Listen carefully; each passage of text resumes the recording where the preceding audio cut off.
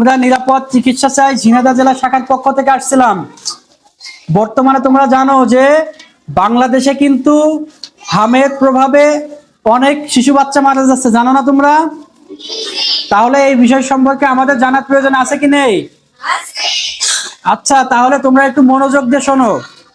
হাম একটি ভাইরাস জনিত রোগ, যার সরাসরি নিরামক কোনো ওষুধ নেই। এর প্রধান প্রতিকার হচ্ছে কি, এর লক্ষণ অনুযায়ী চিকিৎসা গ্রহণ করা এবং প্রচুর পরিমাণ তরল পান করা এবং বিশ্রাম এবং উচ্চ ক্ষমতার ভিটামিন এ ক্যাপসুল সেবন করা।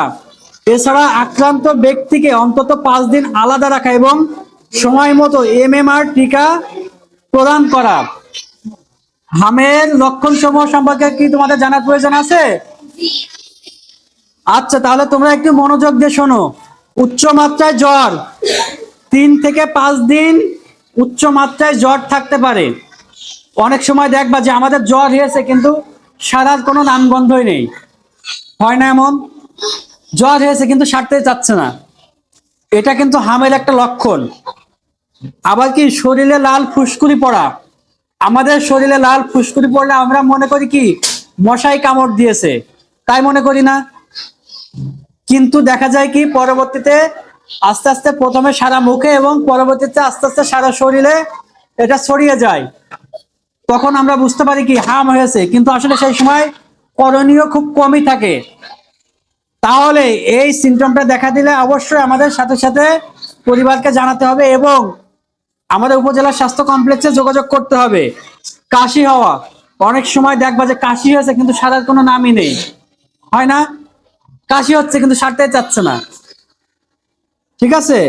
অতিরিক্ত দুর্বলতা ও ক্লান্তি, শরীর দুর্বল ক্লান্ত অনুভব হয়, ভালো লাগে না। ক্ষুধামন্দা, পেটে ক্ষুধা আছে, পেটে ক্ষুধা আছে, সামনে ভালো ভালো খাবারও আছে কিন্তু কি খেতে ইচ্ছা করছে না, খাওয়ার প্রতি কোনো আগ্রহ নেই। নাক দিয়ে পানি পড়া, অনেক সময় দেখবা যে নাক দিয়ে অনবরত পানি পড়তে থাকে অথচ সারতেই চায় না।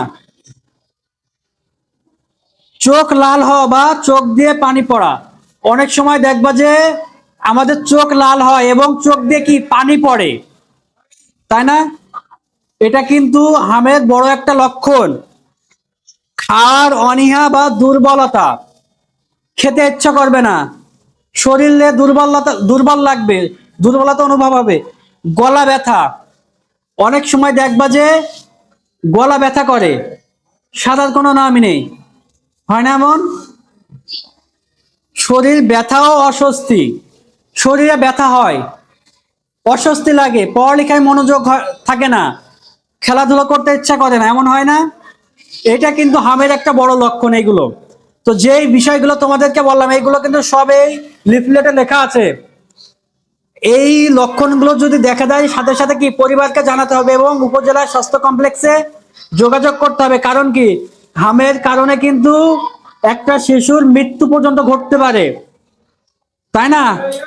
তাহলে মৃত্যু থেকে এড়াতে হলে অবশ্যই আমাদের আগেই এর বিরুদ্ধে পদক্ষেপ নিতে হবে না? আচ্ছা, এ থেকে সুরক্ষার উপায় কি এটা জানার প্রয়োজন আছে না আমাদের? হাম প্রতিরোধের একমাত্র কার্যকারী উপায় হচ্ছে শিশুদেরকে কি সময় মতো টিকা প্রদান করা।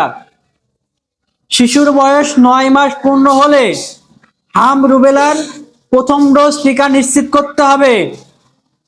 কত মাস পূর্ণ হলে? 9 মাস পূর্ণ হলে হাম রুবেলার প্রথম ডোজ পূর্ণ করতে হবে এবং 15 মাস পূর্ণ হলে হাম রুবেলার দ্বিতীয় ডোজ টিকা নিশ্চিত করতে হবে। 2 বছরের কম বয়সী যে সকল শিশু হাম রুবেলা এমআর টিকা এখনো গ্রহণ করেনি তাদের জন্য অতি দ্রুত এই টিকা নিশ্চিত করতে হবে। তোমাদের পরিবারে অনেক ছোট ছোট ভাই বোন আছে না? অনেকের আছে না? আচ্ছা, তাদের তো এগুলো হতে পারে অথবা তোমাদেরও হতে পারে, পারে না? তাহলে যাদের এখনো টিকা দেওয়া হয়নি তাদের কি করতে হবে? টিকা দিতে হবে। তাহলে পরিবারকে বোঝাতে হবে যে পরিবারের যে সকল বাচ্চাদেরকে এখনো হাম রুবেলার টিকা দেওয়া হয়নি তাদেরকে যেন কি হাম রুবেলার টিকা দেওয়া হয় এবং এই যে যেই লক্ষণগুলোর কথা বললাম, এগুলো যদি তোমাদের ভিতরে দেখা দেয় অথবা পরিবারের বাচ্চাদের ভিতরে দেখা যায়, তাহলে কি করতে হবে? পরিবারকে জানাতে হবে এবং নিকটস্থ যে উপজেলা স্বাস্থ্য কমপ্লেক্স আছে সেখানে যোগাযোগ করতে হবে। তোমরা করবো তো সবাই? আচ্ছা ঠিক আছে, তোমাদেরকে ধন্যবাদ। আসসালামু আলাইকুম।